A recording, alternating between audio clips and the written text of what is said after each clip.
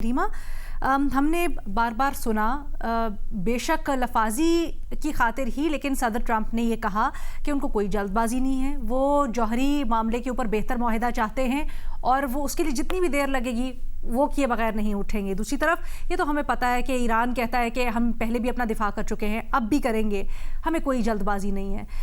इस वक्त आप क्या समझती हैं, ज़्यादा दबाव किसके ऊपर है मुआहिदे के लिए, और क्या वो इतना है कि जौहरी मामलात बाद में सेकंड फेज़ में चले जाएं, उससे पहले बाकी चीज़ें नॉर्मल पे आ जाएं तो वो वर्केबल होगा? जी शुक्रिया रीना। कुछ दिन पहले अमेरिका ने वाज़े तौर पे एक मेमो जारी किया जिसमें उन्होंने एक्सप्लेन किया कि उन्होंने ये जो जंग है ये क्यों शुरू की। मैंने इस शो पे डिस्कस नहीं की, मुझे नहीं मालूम आप लोगों ने की थी? नहीं।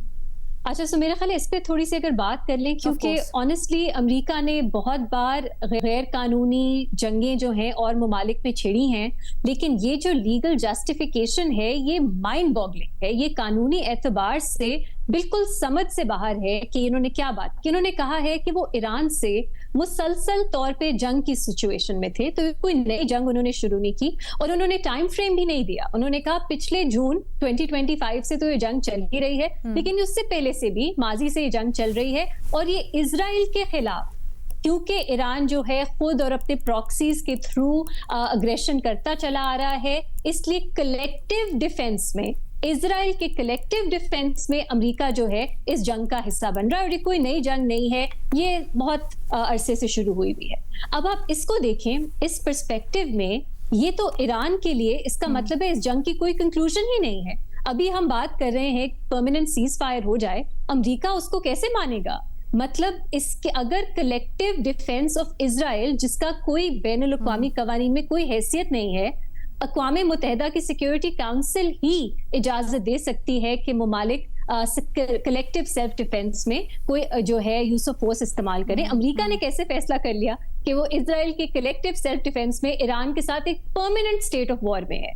ये एक बहुत खौफनाक सिचुएशन है और इसको बिल्कुल लाइटली नहीं लेना चाहिए। और मेरा ख्याल है ईरान में आई एम श्योर वो वाकिफ होंगे पूरी तरह से कि इस वक्त अगर एक ऐसी सिचुएशन है जिसमें दुनिया में एक महसूस हो रहा है कि एक इकोनॉमिक सिचुएशन जो है वो खराब हो सकती है, एक फील हो रहा है कि बहुत ज्यादा एक इन्फ्लेशन की सिचुएशन हो सकती है और ऑयल प्राइसेस की बहुत इजाफे की सिचुएशन हो सकती है, एक पूरी दुनिया में प्रॉब्लम हो सकती है।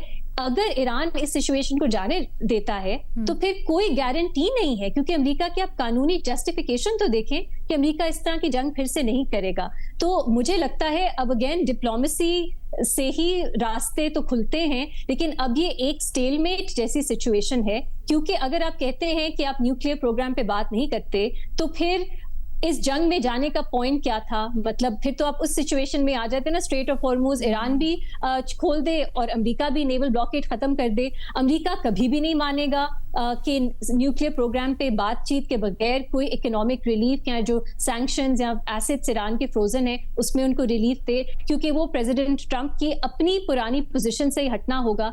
सिमिलरली मुझे नहीं लगता ईरान मजीद किस चीज पे कॉम्प्रोमाइज करेगा अपने न्यूक्लियर प्रोग्राम पे।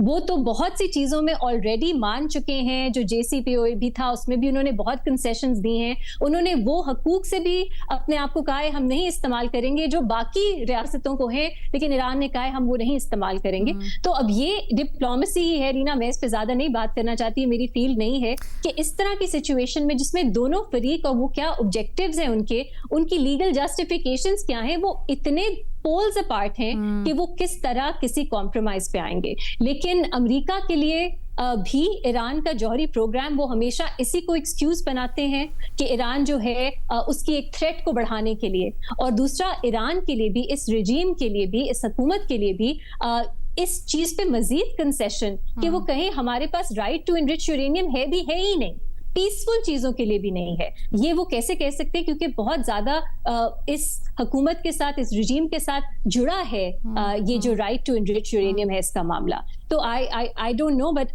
मैं हमारे व्यूअर्स को जरूर कहूंगी कि जो बेहतर लीगल पोजीशन समझना चाहते हैं वो अमेरिका का की जस्टिफिकेशन जरूर पढ़ें, क्योंकि इस पे तो ऐसा लगता है कि ईरान के पास ऑप्शंस बहुत कम हो जाती हैं और एक तरह से अमेरिका उनसे कंप्लीट सरेंडर ही चाहता है। अगर ये परमानेंट जंग है, इसका कोई ना शुरुआत वो बताते हैं क्या है, ना इख्तिताम है इसका, जब तक इजराइल को ये महसूस होगा कि ईरान उनके लिए खतरा है वो तब तक करते हैं। बट रीमा, एक चीज़ बताइएगा, ये जो लीगल मेमो है, मैं अभी इसके कंटेंट्स देख रही हूँ, इसकी हैसियत क्या है? क्या ये आगे इस्तेमाल हो सकती है? क्या इसको ऑफिशियल रिस्पांस के तौर पर लिया जाए डोमेस्टिकली अमेरिका के अंदर? इसको थोड़ा सा एक्सप्लेन कीजिएगा हमारे लिए। हमें ये दिखाती है कि क्या सोच रहा है यूएस एडमिनिस्ट्रेशन, क्या सोचती है वो, किस तरह हम यहाँ पे बात चाहे जो मर्जी करें कि यूएन चार्टर क्या कहता है यूज ऑफ फोर्स के बारे में, सिक्योरिटी काउंसिल ने अभी तक कोई यूज ऑफ फोर्स को ऑथराइज नहीं किया, लेकिन अमेरिका अपने आप को वो खुद से कवानीन बना रहा है। मेरा ख्याल है ये इसकी अहमियत है, हम सब के लिए ये जानना बहुत जरूरी है। और चीज है रीमा, is making its own legal framework जिसकी दुनिया में कोई हैसियत नहीं है, इजराइल के अलावा कोई इसको रिकॉग्नाइज ही नहीं करता। एक और चीज है ना, अमेरिका जब से इस जंग के अंदर गया तो अमेरिका ने बहुत सी गोल पोस्ट शिफ्ट की और अमेरिका ने एक के बाद दूसरी वजह बताई कि वो क्यों इस जंग में कूदा है। इस मेमो के अकॉर्डिंगली अमेरिका एतराफ कर रहा है कि वो अपने एलाय, अपने इत्तेहादी इसराइल की कहने के ऊपर और उनके उकसाने के ऊपर एग्जैक्टली। सो ये ऑफिशियली जो रिस्पॉन्स अमेरिका ने दिया है अपने ही हुकूमत को, क्या इसकी लीगल बाइंडिंग है? क्या ये एक सिर्फ वजाहत है? क्या ट्रंप एडमिन को इसके ऊपर लीगली कोई बर्न फेस करना पड़ सकता है? I don't think it's a legal कोई consequences होंगे इसके, होने तो चाहिए in an ideal world, लेकिन मेरा नहीं ख्याल होंगे।